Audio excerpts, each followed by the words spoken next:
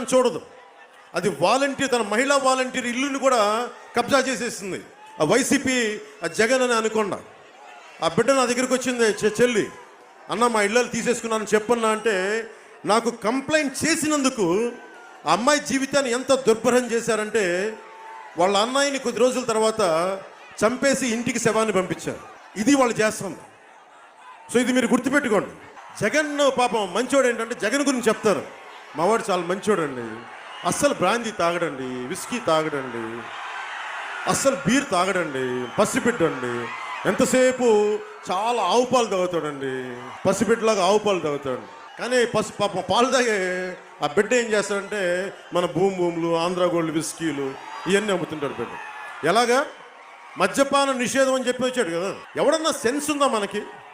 మద్యపాన నిషేధం అని చెప్పి వచ్చిన వ్యక్తి 1,00,000 కోట్ల పైన